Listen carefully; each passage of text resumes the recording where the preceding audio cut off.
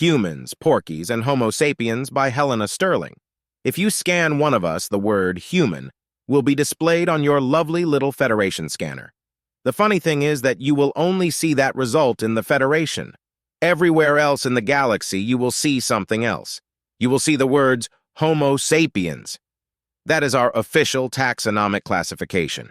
More precisely, our exact classification is Kingdom, Animalia phylum, Chordata, subphylum, Vertebrata class, Mammalia subclass, Theria, infraclass, Eutheria order, Primates, suborder, Anthropoidea superfamily, Momminoidea family, Hominidae genus, Homo species, sapiens. That's how we define ourselves. If you will notice, nowhere in there do you see the word human.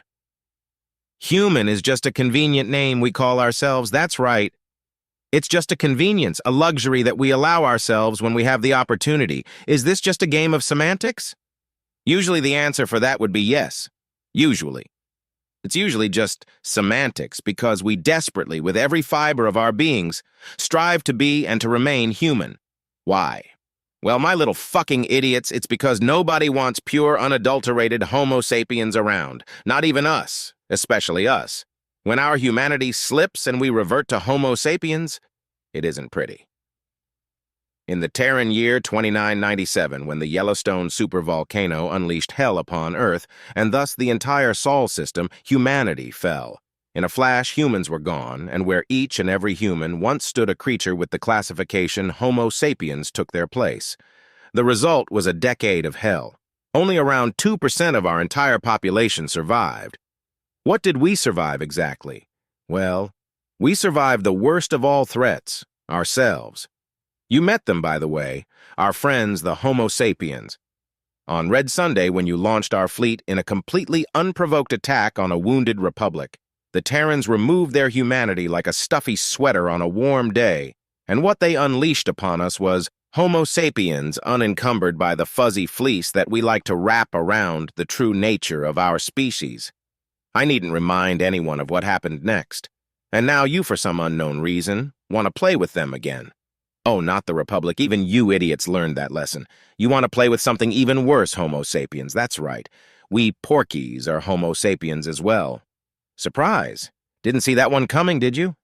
Oh, it's easy to forget that we are exactly the same species as the Terrans.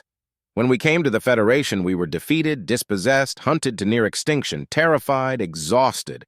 We were all too happy to leave Homo sapiens behind and devote ourselves to being good little Federation boys and girls, bowing and scraping all the way. Yeah, we were beaten within an inch of our lives by the fucking Terrans. We were defeated after fighting those monsters for 10 fucking years. Even though we were defeated, we are the only motherfuckers in the entire fucking galaxy that can honestly say we almost won. The Empire can't say that. The Collective can't say that. The Federation certainly can't say that. We can. The only thing that has ever beaten us was the Terrans. And I got a little news for you assholes. You aren't Terran. You aren't even close. You want to kill us? You want to drive us to extinction? Go ahead and try, motherfuckers. The Terrans tried. Hell, an actual fucking planet tried. Fuck. The whole solar system tried. Guess what? We are still here. Trapped out in the blackness of space, abandoned to starve, we didn't die. Driven from our arcologies and stations and into the clutches of the real raiders, we didn't die. Thrown into true, total genocidal war ahead of the real troops, we didn't die. We did what we had to do. It wasn't always pretty. It wasn't always nice or even human. We like to pretend that the hatred that we receive from the Terrans is unjustified, but we all know there are a lot of very good reasons why they despise us. We did terrible things, but we didn't die. We survived. That's the thing about Homo sapiens. They have an overwhelming drive to survive. It's not that we are inherently hateful, bloodthirsty, or evil. We're something worse, a lot worse. We are survivors. We will do anything, and I mean absolutely anything, in order to survive. Hate can cool. Bloodthirst can be slaked. Evil can be appeased. Survival is uncompromising, merciless, immoral, relentless, and never-ending. You fuckers have absolutely no idea what you have done, not what you are doing, what you have done. It's already too late. It's already happening. Right now, as you are reading this, an old man is tearing up the floorboards of his house to retrieve the cases hidden underneath. An old woman is going into her attic to find an old footlocker. Across the street, a family is having a very calm, very serious talk around the dinner table.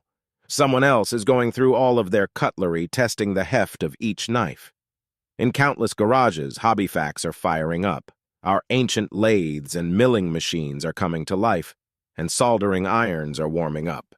Across human worlds, certain electronic components and other hardware are flying off the shelves, and yes, even a literature nerd like me knows exactly what those components are and what they are for.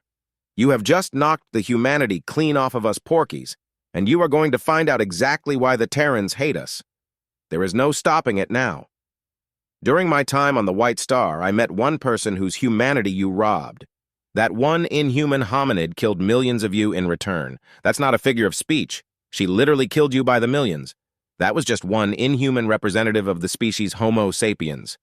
You morons just potentially made millions of her. You know what? I don't even feel sorry for you. You fucking deserve what is about to happen. A little while back, I wrote this little piece entitled Hate. I was really proud of it. I honestly thought that I was saying something important. It turns out that it's bullshit. Nothing but the ramblings of an entitled, pampered little girl. Now, I get it. Now I understand it only took one call home. It only took a few names. People that I've known, people that I've loved. Now I truly understand. I hate you. I hate all of you that are behind this. I want to grab a gun. I want to grab a knife. I want to grab a ship and go screaming back home, guns blazing, but unfortunately don't have the skills needed to make that anything more than just a hollow gesture. Instead, I will have to fight the only way that I know how, using the weapons that I already have. Every secret, every lie, every slimy backdoor deal you have ever done in your pathetic, miserable lives will be hunted down and drug into the fucking light. It isn't much, but I have the equipment and the skills that will make it very hard to silence me. I will also track down every single person who has ever dealt with you in the past, or will ever deal with you in the future, and their secrets will be laid bare alongside yours. I will destroy you and anyone who stands with you. I might as well get a new hobby. Those porky bastards I've been kicking the shit out of here lately probably won't survive the year anyhow. What I've been doing to them, that's you now. That's your family. And that's your business associates. Oh, and Patricia who, I haven't forgotten about you either, you miserable cunt. I will make goddamn sure that everyone knows exactly what sort of pathetic loser you really are. Blood drinker? Weigher of souls? Please, you are nothing but a two-bit thug who spread her cheeks for the real power players of the Sol War. You had to. You knew goddamn well that if you got grouped in with the rest of us, you wouldn't have lasted a fucking week. Yeah, you might have had an army of irregulars and a fleet of captured freighters and shuttles, but Jessica Morgan's real army of professional soldiers would have had you with an apple in your mouth pretty fucking quick, and you know it. I've looked at the relative troop strengths. Attachment, the blood drinker, sucked Tack's dick for a reason. You wouldn't have stood a chance out there in the cold dark. Then again, that's not news for you, is it? Sorry to hear about your people over at the embassy, by the way. And the ones at your safe house. How's that knife wound coming along? I do hope it didn't get infected. All of those people died from facing just 2 Terran Marines. I'm confused. Aren't your people supposed to be badasses or something? I guess you can't trust rumors, huh? All it took was just 2 Marines. 2. That difference between irregulars and professionals I was talking about. There it is. Exactly how many more of them will you have to face, I wonder? Hope you have enough people. Do try to do better in the future, okay? I'm still a reporter, after all. This won't be much of a story if your guys just keep getting squashed like bugs. I'm really hoping for this big, epic battle between you and John Wintersmith, and so far it's been quite the disappointment. There's only so many ways I can write, she got her ass kicked and ran like the scared little bitch she is. Come on, do a girl a solid. I really need the views. I do have to hand it to you, though. Your people might suck, and it seems that you can't even fight one Marine without getting stuck like the pig that you are, but you can run like the fucking wind. Might want to get used to it, bitch. Finally, to my brothers and sisters. Attached is a list of pirate relays that can be easily reached from the Federation network or with Federation hardware, and the apps you will need to access them without getting caught. I, along with many others, will be posting news, information, intelligence, and whatever else we can grab. These relays are in Republic, Imperial, and Independent space. If the feds could shut them up, they would have done so long ago.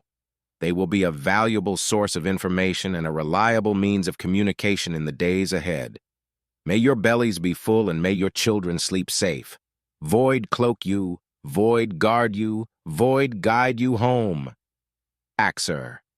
Cal Breen Morchana, with a very happy little saunter in her scurry, entered the work complex and quickly mixed a stimulant tonic before settling in behind her terminal. It had been a very pleasant few days. She had never had a drone companion before, and she was right to practically throw herself on Vaxi the way she did. She even had to hiss at another demi, and even a proto-queen, believe it or not. The nerve of that proto, she actually had the gall to try to waft her stink at him while they were dining together. Morth Shauna didn't care if she was her molt senior. That egg-bound bug almost got herself cut. She pulled out a piece of cardstock and caressed it with her antennae. It was a beautiful scent gift. She had no idea that Vaxi was so poetic. Source Mother, it was way too early, but she really hoped this would develop into a full-blown consortship, maybe even... She chuckled at herself. It wouldn't do for her to get too carried away. There was no sense rushing. They both needed 2 more molts before they could... Well, you know, not that there weren't all sorts of mind-meltingly fantastic stuff they could do in the meantime. She savored the scent gift once more and tucked it away. Enough moon-gazing, she thought. It was time for work. She, a full 2 minutes late, pulled up the morning's intelligence reports and started to read her preferred media feeds from across the Federation, the Republic, and the Empire. Oh, piss on my feelers, she muttered aloud as a blast of surprise filled the air around her. She transferred a document to a data tablet and sprinted out of her office. Matriarch! Morchana shouted as she barged into the nest. The Federation has been hacked! Again? The old insectoid chuckled. I assume that the breach is worthy of your disruptive entrance? You tell me, Morchana buzzed smugly as she presented the tablet. This Helena human certainly doesn't perfume her words, does she? The old matriarch chuckled. Good solid report generation when it came to the actual intelligence as well. I wish all of my initiates were this adept. The matriarch scrolled through the pages, reading it carefully. Mother of all eggs, she thought. This is really good. I wonder if she could be recruited. This Helena Sterling, what do you know about her? At this moment, very little, Morchana said, bowing her head. I rushed here as soon as I received this data. I will do a proper investigation upon my return. Firing before target lock, just like your adorable paramour, the matriarch chuckled. Was it devotion and urgency that drove you to such a hasty action, or did you just seize the chance to get here first? Morchana bowed just a bit too deeply with a little click chuckle. It was purely my devotion, matriarch. The matriarch laughed. You are insufferable, Morchana, she chuckled. Well, consider the grub snatched. Now, if it wouldn't be too much of an encumbrance, why don't you scurry off and actually do your job? I would deeply appreciate some more information about this Helena human. And if you could perhaps look into who might have actually accomplished the breach, that would be fantastic. I would absolutely love to know who pulled this off. Yes, matriarch, Morchana said, bowing so low her antennae swept the floor. Oh, get out of here, you! The matriarch laughed. With a mischievous flap of her winglets, Morchana darted out of the chamber. Ladies, the matriarch exclaimed, those tasks I assigned, forget about them. I want some real information about this incident, and don't let that snotty little demi beat you to the punch again. On her ship, Patricia was lying in a medical bed. So, doctor, she asked, why am I in such discomfort? All of the activity undertaken after you administered the nanites disrupted their repair efforts, my lady, a silver-haired female replied. Fortunately, nothing vital was struck, but there is significant soft tissue disruption. It's not serious, but I will need to have programmable nanites configured in order to correct the damage. We have the nanites on board, but I will have to have the program created and transmitted to us. It won't take long, my lady. Good, Patricia replied. Come and get me in my quarters when you are ready. Yes, my lady. As Patricia left, She caught the doctor looking at her out of the corner of her eye. She didn't like the look. There were more glances and whispers as she proceeded down the corridor to her quarters. Her eyes narrowed. Something was amiss. Instead of going to her quarters, she walked to the bridge. When she arrived, she distinctly heard, "Shh, she's coming," from the other side of the hatch. Scowling, she strode onto the bridge. Everyone jumped to their feet, clearly uncomfortable. "Now, what is it that you find so interesting?" she asked in a warm, pleasant voice. The captain shifted uncomfortably. Nothing, my lady," he said nervously. "We were just airing some internal issues that you need not—" "It's clearly a something," she laughed, her eyes cold. "Now share it with me, or I shall cut it out of you." The captain silently handed her a datapad and quickly stepped away. Patricia started to smile as she read Helena's article. Then she stopped smiling and silently turned and walked away, her speed increasing with every step she strode to the communications room. "Get me marrow!" she screamed. "Well, that certainly didn't take long," Jacksona said as she handed Exri Nexza his third cup of coffee for the morning. "No, it definitely did not," Exri Nexza growled. "This is a disaster." Multiple media feeds, all of them losing their minds, were being projected on his desk. Ignoring the triumphant grins of the humans in the room, he pulled up the report on the actual data breach. "Fucking Karst," he grumbled. "That moron's lucky he got killed. Only 8 underqualified security staff. 8. Void cursed pointless Federation regulations. There was absolutely no need for a shithole mining outpost to have a quantum terminal. A simple hyperspace relay would have been more than sufficient. Whoever did this knew exactly what they were doing and exactly where to hit. There was no footage or scans. All of that was expertly and thoroughly deleted. The only reason they even knew that they were likely Terran was from survivors that, for some completely unknown reason, chose to remain. Who in their right mind would choose years of slavery over a golden ticket to the Republic? Don't they know what miners get paid over there? It was madness, useful madness, but madness just the same. "Any word from information security? They find anything?" he asked as Counselor D.V. Kloss, one of the ones who was the most free with his opinion during those now very public closed-door council sessions, stepped onto a small podium on his holo monitor, presumably to try to talk his way out of the mess he was in. "I wonder how many seconds it will take before he tries to pin this on us," he thought as the reporters, many of them human, started to literally scream at him. "We don't need them to figure this one out. You know it was Sheila Donovan," Jacksona snorted. "No question about that. The only question I have is why the hell is she helping the pork?" She was cut short by a blinding flash on the holo terminal as Counselor Divu Kloss, the podium, the other counselors and government officials standing alongside him, and a good chunk of the wall behind them suddenly ceased to exist. "Kovyatka!"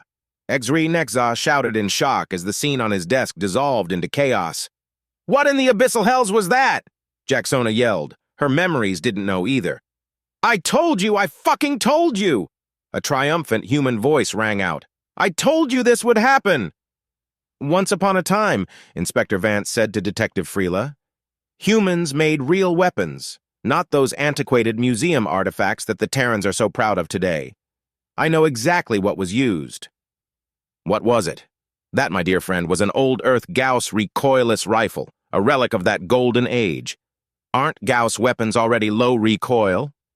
You are talking about the dinky little rifles you feds use. This ain't one of those. What we are talking about is a device that launches a large, heavy projectile at insane speeds. It's basically the barrel of a grav tank's primary weapon that you can fire from the shoulder."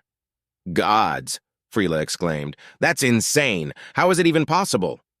"Well," Vance said with a smug little smile, "what we did was take a significant portion of the overall energy produced by the discharge of the weapon to create an opposing force that cancels—" He paused as a ring tone that Freela had never heard before came from his jacket pocket.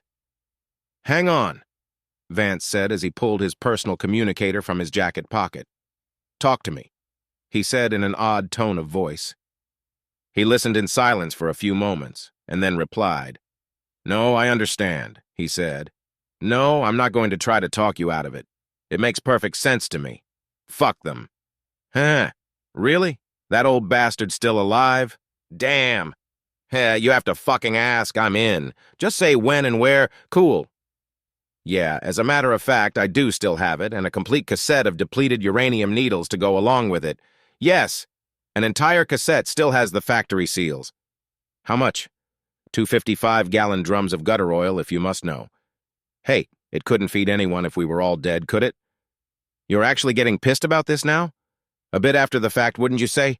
Nobody starved because of it, and now we have the cassette.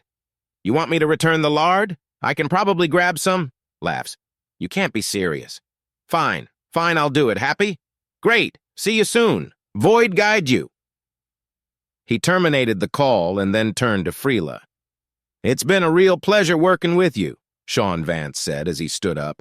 You have the makings of a real lawman, and I don't say that often, Freela. You take care of yourself. Inspector, what's going on? Detective Freela asked, knowing exactly what was going on. Take care, Freela. Vance smiled as he, pulling out his badge and service blaster, walked toward the chief's office.